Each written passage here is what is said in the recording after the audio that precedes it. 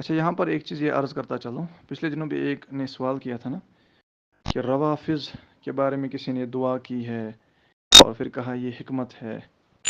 تو یہاں پر میں آپ کو اعلیٰ حضرت رحمۃ اللہ علیہ کا ایک واقعہ پیش کرتا ہوں.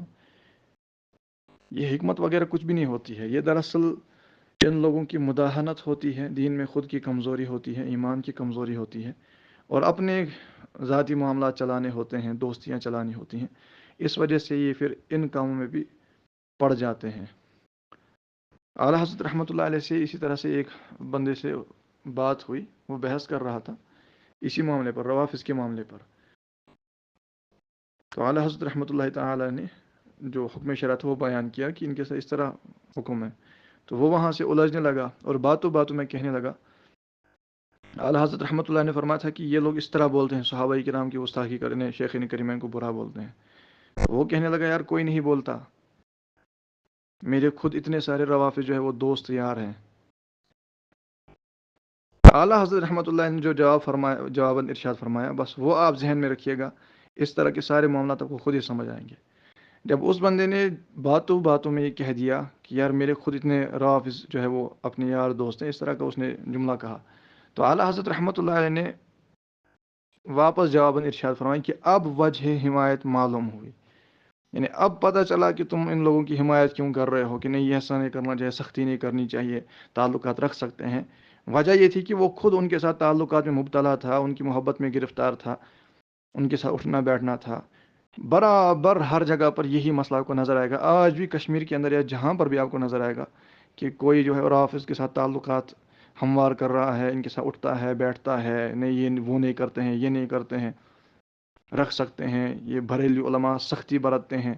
یہ زبانیں جن کی بھی ہوگی نا، آپ ان کے ذرا تھوڑا معاملات پہ غور کیجیے گا، آپ کو خود ہی نظر آئے گا کہ یہ خود ان کے ساتھ جو ہے وہ گل ملے ہوتے ہیں، ان کے ساتھ اٹھتے بیٹھتے ہیں، خود ان کا معاملہ خراب ہوتا ہے. پھر یہ جو ان کے ساتھ تعلقات ہوتے ہیں ان کے، یہ وجہ ہوتی ہے ان کی حمایت کرنے کی. یعنی اس وجہ سے یہ پھر ان کو ڈیفینڈ کر رہے ہوتے ہیں، ان کے غلط کو بھی صحیح کہہ رہے ہوتے ہیں. وجہ یہ ہوتی ہے کہ یہ ان کے ساتھ خود تعلقات میں مبتلا ہوتے ہیں. پھر یہ حکمت کا نام دیتے ہیں، فلاں چیز کا نام دیتے ہیں، سختی کا نام دیتے ہیں. تو ایسا کچھ بھی نہیں ہوتا، حکمت کچھ بھی نہیں ہوتی. خود ان کا ایمان خراب ہو چکا ہوتا ہے، ذہن خراب ہو چکا ہوتا ہے. اپنے تعلقات استوار رکھنے کے لیے، ہموار رکھنے کے لیے پھر یہ ان کاموں میں پڑ جاتے ہیں. اور افسوس کی بات یہ ہے کہ اگر یہ کوئی بڑا کرے تو پھر لوگوں کے ایمان کے لیے مسئلے کھڑے ہوتے ہیں.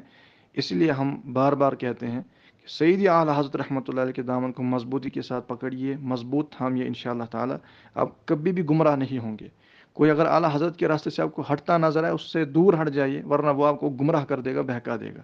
خود بھی وہ گمراہ ہو جائے گا، آپ کو بھی برباد کر دے گا. ہم اعلیٰ حضرت رحمۃ اللہ علیہ کے پیچھے ہیں، اور پھر اس کے پیچھے ہیں جو اعلیٰ حضرت کے پیچھے ہو.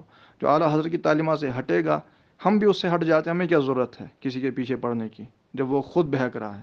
لہٰذا اس واقعے کو ذرا ذہن میں رکھیے گا، یہ آپ کو بار بار یاد آنا چاہیے، اور انشاءاللہ تعالی ہر معاملے میں آپ کی رہنمائی کرے گا. کبھی آپ دیکھیں گے فلاں بڑا کسی فلاں کے ساتھ ہے، فلاں بڑا کسی فلاں کے ساتھ ہے، اور ان کو ڈیفینڈ کر رہا ہے، ان کی تعریفیں کر رہا ہے.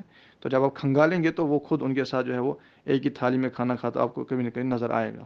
پھر آپ کو سمجھ آئے گا، پھر آپ اعلیٰ حضرت کا یہی جملہ کہیے گا کہ اب وجہ حمایت معلوم ہے کہ یہ کیوں ان کی حمایت کرتے ہیں، پیچھے سے معاملہ تو کچھ اور ہی چل رہا ہے. السلام علیکم ورحمۃ اللہ وبرکاتہ.